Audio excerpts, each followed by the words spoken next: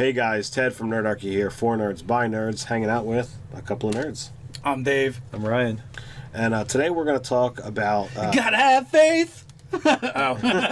You guys were supposed to jump in. Alright, so we're going to talk about George Michaels today. But before we do... Well, wait a minute. What we actually are going to talk about is how a Paladin's faith affects his personality and characteristics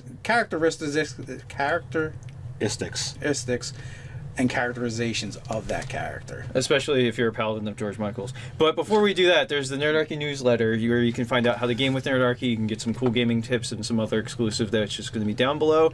Back to our regular scheduled nerd content. So, Paladins are generally chosen by the divine figure that they worship or that they follow. Or they could be a petitioner too. So, right. They could try to be a Paladin. Correct. And it could be a force too. Like it could be Force. The force. It could be the force if that's the kind of game you're running. But but it doesn't have to be an individual. You could could be like a paladin of justice or a paladin of holiness. Good, whatever. So essentially, George Michaels. So essentially, paladins used to be very, very specific and incredibly hard to be. Incredibly hard to be. Yeah. 3rd edition, they expanded a little bit with like different types of paladin. But in 5th edition, they threw that all kind of out the door, and now it's like paladins are essentially just champions of a particular cause, of a cause, god, or religion, and their whole basis is they swear an oath and they follow certain tenets. Right. Yeah. Well, so I think even so back in the day, absolutely you had to be lawful good, which was really annoying. Basically, the lawful stupid stereotype is propagated by paladins. Essentially, you were like Sir Lancelot. Yeah. Like there was a very specific ideal that was held up. You were expected to do the right thing all the time. There wasn't any wiggle room.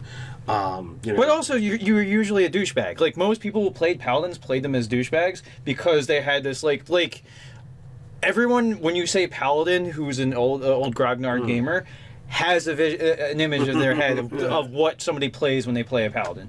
What was it? Pathfinder, I think, started to do away with the alignment restrictions, so you could have a lawful neutral paladin or a lawful evil or whatever you wanted to play.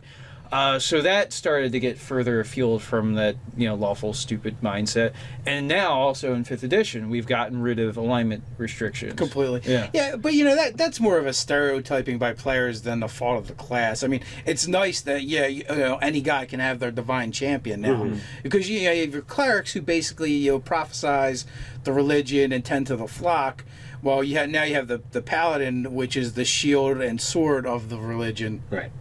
Well, I mean, like for me, I've yet to play a paladin that is anything of a paladin cliche, because like I don't think you have to. Like I want to pick gods, you wouldn't normally think of paladin first off the bat for them, right. Or some other like tweaks about them that I can just make this character like no, I don't at all think of paladin when I think of this character. Yet they are. Yeah. We even in our own campaign setting of Ulthgan way back when, we started experimenting with different variations of paladin, where there were actually where they could multi-class, because back in the day you could not multi-class in 3rd edition. You can multi-class paladin. Well, ADD couldn't. 2nd edition or 3rd edition, I think you could multi-class paladin. They might have been restricted, but anyway, because I think monk couldn't multi-class, and I think paladin couldn't. Nah, 3rd edition you could do everything. That was one of the problems with it. It was the dip. Third let everything through. But so one of the paladin order that I came up with were Knights of the Song, which were based off of they were paladins of a god of like art and beauty. Right. And it's very, very much not your typical paladin. Right. So, moving forward, we can actually do those concepts so much easier in 5th edition. I guess I'm getting a little far afield because really what we want to talk about is how it shapes your character. You had mentioned that in 2nd edition it was really hard to be a paladin because it was supposed to be selective. And that's the driving point home. You needed a 17 charisma to be a paladin. And if you rolled your stats, it's well nigh impossible. And be sad for you need like a couple 13s and a 14 too. Yeah. So it was like tough. The idea behind the paladin is it's supposed to be you are rare. You are something that you are a cut above the rest when you decide to play a paladin.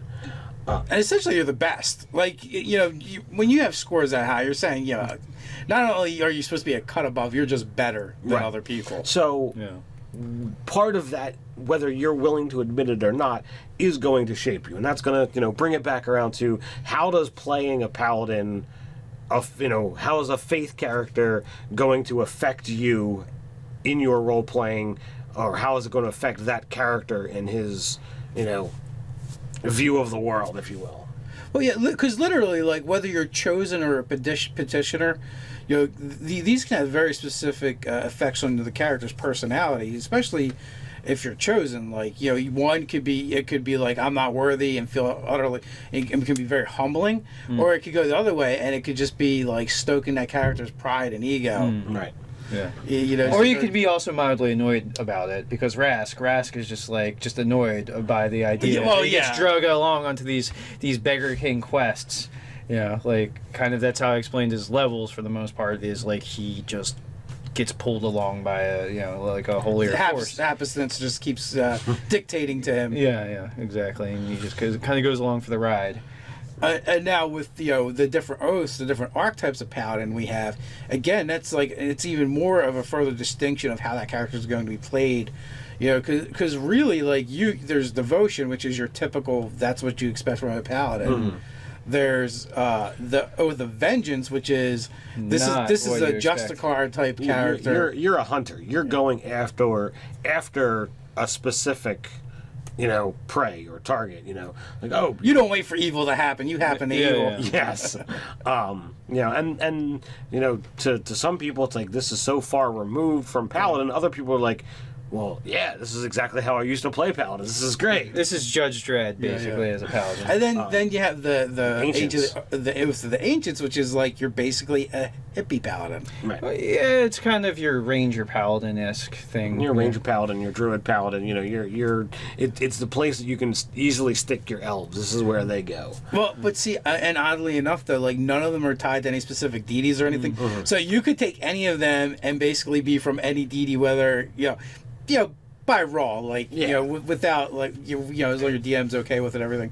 Well, you could totally take, two things that don't normally go together and kind of put them together and make a totally different kind of paladin. Right, like the paladin of, what is it? So, say if you have a paladin of a god of, like, music and beauty and stuff like that, an Oath of Vengeance paladin of that. So, like, you're kind of, like, going after... you were, like, the super critic. Well, or you could be a super critic, or you could also be the guy that, like, like, anywhere, like, somebody who's greatly talented is, like, wrongfully killed, you start going after the murderers of them.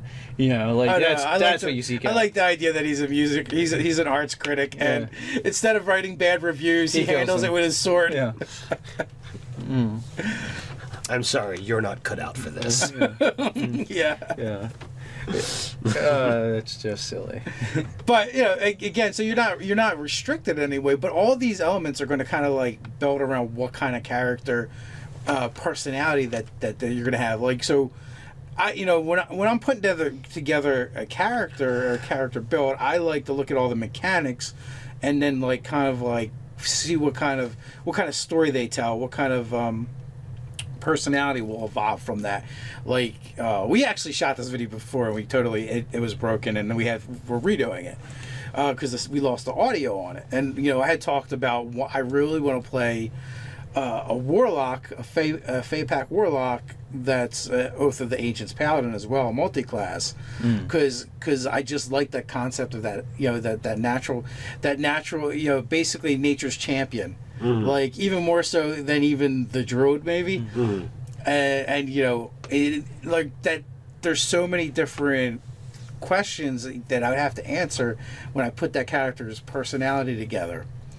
Because obviously that character is heavily influenced by the natural world. Mm-hmm. With a paladin, especially like, and one of the cool things about 5th edition, I would totally go human paladin with magic initiate warlock, so you can start flushing out that character and right from the beginning. Right, so it's not jarring when you take those warlock levels. Like, you kind of have the pact going on, and then you kind of you have to inform, well, like, which warlock pact are you going? So chains or of the blade, because that kind of shapes and molds a character a little bit.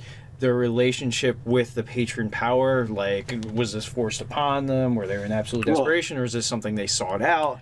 You could go in many different ways that, and if you're already a paladin, this could literally be just a different imbuement of power. It's like, all right, well, you've already been blessed with power as a paladin, so this is just another iteration, an extension of that power, another way of you getting bonus from well, so I see it as like with that example of being like that character probably started off kind of either a little bit on the wild side or a hunter or someone who's grounded in nature and surviving off the land to begin with, and then becoming a paladin of that to me is like taking it to the nth degree.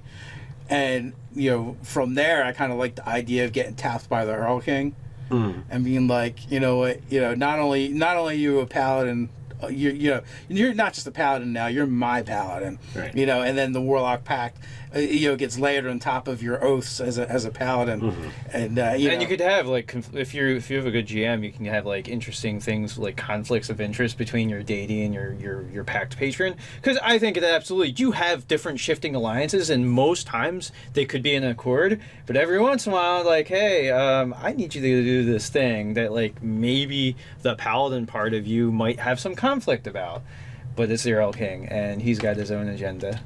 Yeah, I mean, with that, I probably wouldn't go with a deity. I would go with a force to be a paladin of nature, or actually, maybe it was the Earl King, or whoever the Earl King serves, granting the power all along. Right. Because I guess that's like if that would be considered like wild fae, as opposed to winter or summer. So like I don't know who rules the wild fae, where they stand. Right. In it, my I guess my Fey lore is in his skills. So that would be something to look out for building that character. So I mean, but again, but it defines like your allegiances and your faith is going to define that character. I mean, it would look completely different than a paladin that worships Heronius and is a devotion paladin. Which is going to, they're totally, they're going to be the stick in the mud more than likely. Yeah. So, I mean, like I did my own Paladin Warlock build, and so he was Pact of Chains, and the idea was he worshipped like our world's Marathiel. Yeah, well, Marathiel is like a lawful, neutral, elven like goddess of like law and contracts, and like she's actually patrician, like a god of patricians and nobility and things like that. So you're kind of like looking down on your lessers too. So she's kind of a dick, and so but my character sort of emphasized the law part. And before he was a paladin, or as he was becoming a paladin, he's also a barrister, so a lawyer of back in the day.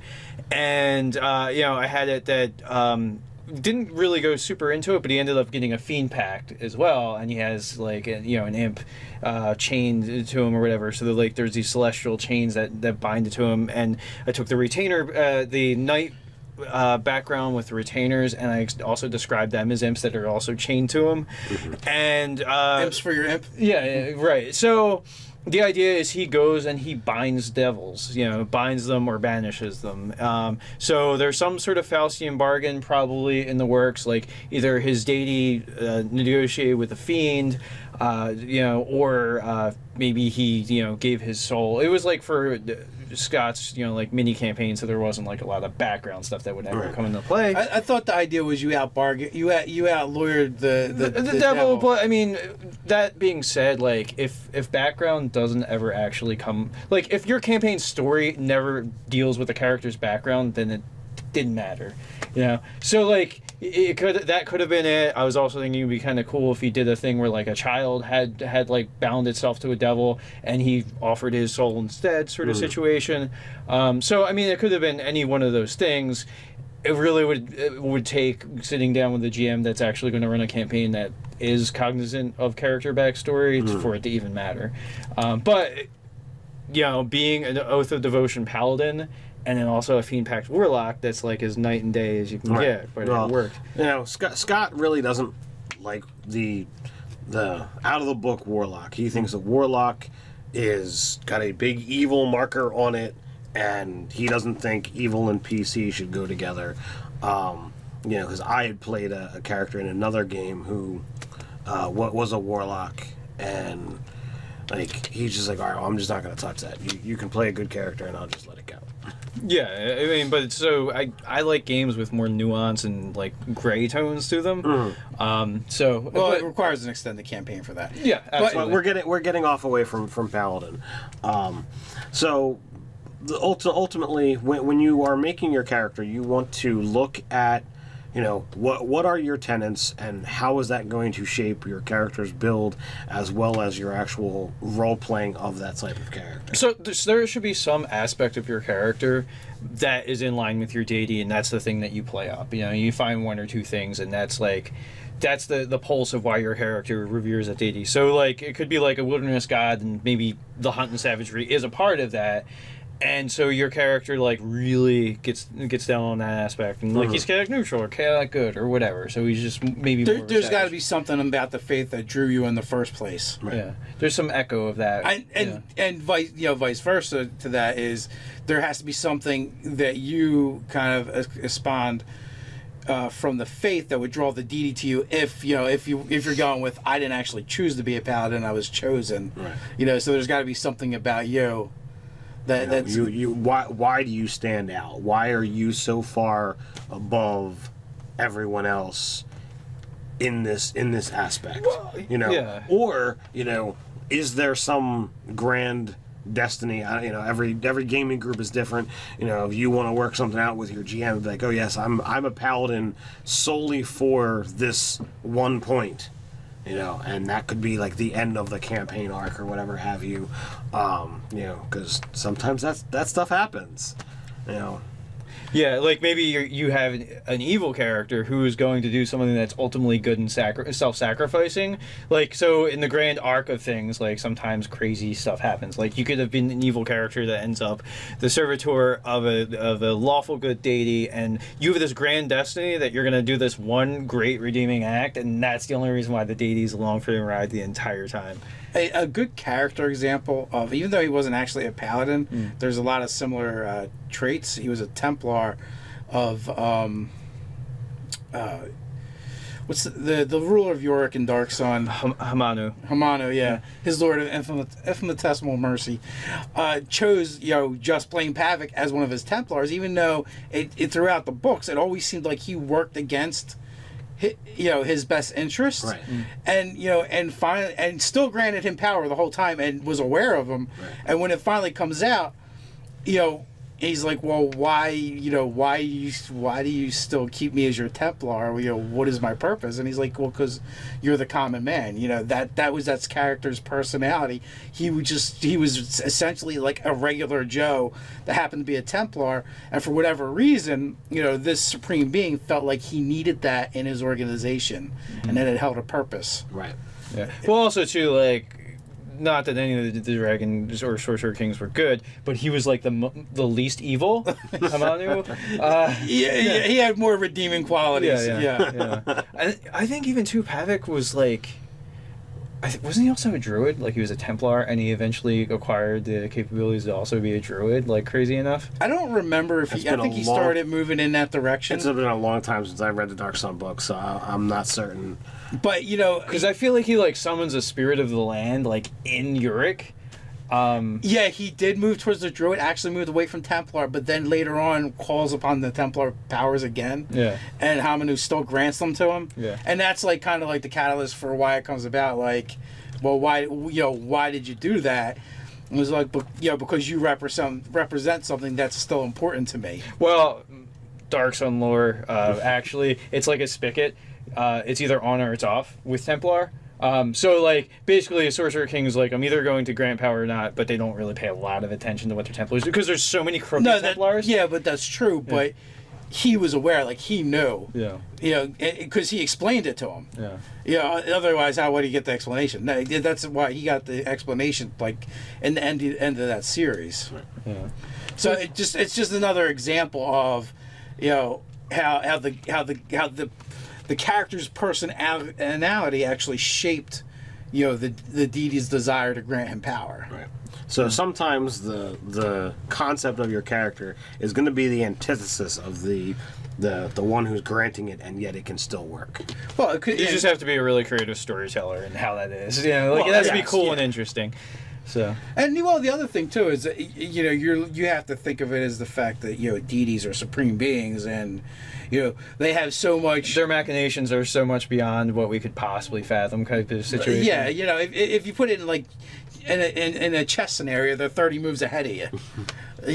So 30 games ahead of you, actually. Yeah, that's more appropriate. All right. So any final points that we want to do before we wrap this up? If you're playing a paladin character, look at the tenets of your oath and look at the tenets of the deity, and pick some of those. You don't have to pick them all, but pick some of those to kind of interweave and work into your character's personality. And I'm going to go with just one phrase here. Paladins, not just lawful stupid anymore. So what do you guys think? How does playing a paladin shape your RP? How does faith change the character's perceptions? Put it in the comments below. While you're at it, like, share, even subscribe. Hang out with us over on nerdarchy.com for the articles. Or you could patronize us in a good way, like a deity, over on Patron. So until next time, Stay nerdy.